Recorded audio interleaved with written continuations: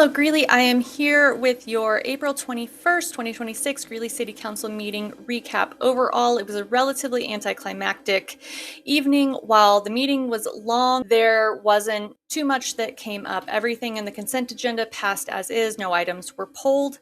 As for the regular agenda, there were a lot of public hearings and presentations, though even within the public hearings, not a ton that was discussed. One of the big things that came up, which I did appreciate, Mayor Hall actually discussed why Brian McBroom was offered the city manager position. I had mentioned in the overview that last I knew he did not want that position. And Mayor Hall explained that they had done extensive interviews and search for city manager, but hadn't been pleased with anyone that had come up. And they actually went to Mr. McBroom and asked that he apply, believing that he would be a good fit for that. So he decided to do that and has been offered the position. I will say, from people I know in the city who have worked with or around Brian McBroom, they all had really positive things to say overall, feel that he's very ethical and that he has Greeley's best interests at heart. He also has a lot of good experience. So I'm hopeful that he will do a good job in this role and will be someone who is willing to speak up for Greeley and to make the best decisions. He's also walking into a disaster, so I don't envy him there. But that was discussed very briefly. Councilmember DeButy had just questioned why we would be adding them to the GID boundary when they haven't even annexed yet. The answer was a little muddy, but ultimately it came to, well, in the event that they annex, then they'll already be part of the GID. So there's definitely still some weirdness around there. They very briefly skimmed over the letter from Windsor, simply stating that it was in the agenda packet. The West Lowell annexation and rezoning went through. No one spoke to that. There were a couple people who spoke about the water and sewer bonds with concerns around the fact that our bills are already very high. The rates have increased. And what are we going to do with this additional debt? 50 million in bonds for each. So for a total of 100 million in new debt that is supposed to be paid off with our rates.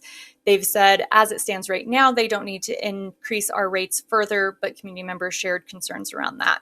The only other thing that really came up was in regards to the change in the language for and definition of general municipal election. I was a little frustrated that the city attorney seemed to talk around what happened last year and why this wording needs to be cemented in.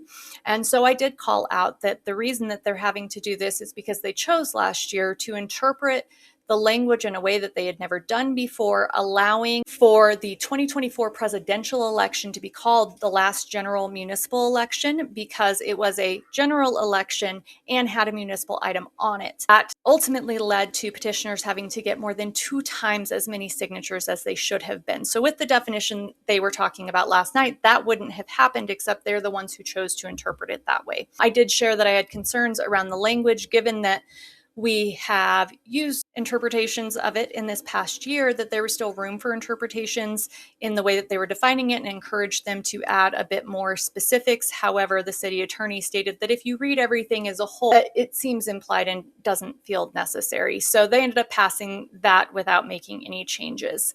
In terms of community input, we had a lot of the same people who often speak. The big themes were concerns around the fact that the Greeley budget is coming up short. If you haven't heard, they have offered 80 employees a buyout agreement, taking applications for that to try to avoid layoffs. They're having to cut things all over the place. They're overall being pretty quiet about that. Some of the people from the city who I've spoken to aren't willing to be named because they have fear around what will happen. They've been told that they're not supposed to talk about it. So I will leave that there, but people brought up concerns around this budget problem and them discussing continuing to move forward with West Greeley and some of the other projects. There was also multiple people who brought up concerns around the Citizen Oversight Committee, and one, whether or not that will actually have any teeth, and two, pointing out the lack of diversity and lack of representation that showed up on that council, really urging the council to consider how they hear and project the voices of our residents. Mr. Teets spoke again about the breaks on the bus this time, providing packets that were handed out to all council members with possible solutions as well as potential health consequences of the squeaky brakes, expressing frustration that no one seems to be addressing it or caring. There were two members who spoke who I haven't heard from before. One was Robert Lewis, who is part of Scouts Troop 18, and he was there because some of the Scouts were working on their merit badge and communications and had to attend a meeting, and so he did a little plug for Scouts and what they can do. And then there was one name that came up that I've never heard before, Alexandria LaBelle, who kind of ripped City Council a new one around how they're treating their residents, around not listening, around some of their decisions in voting.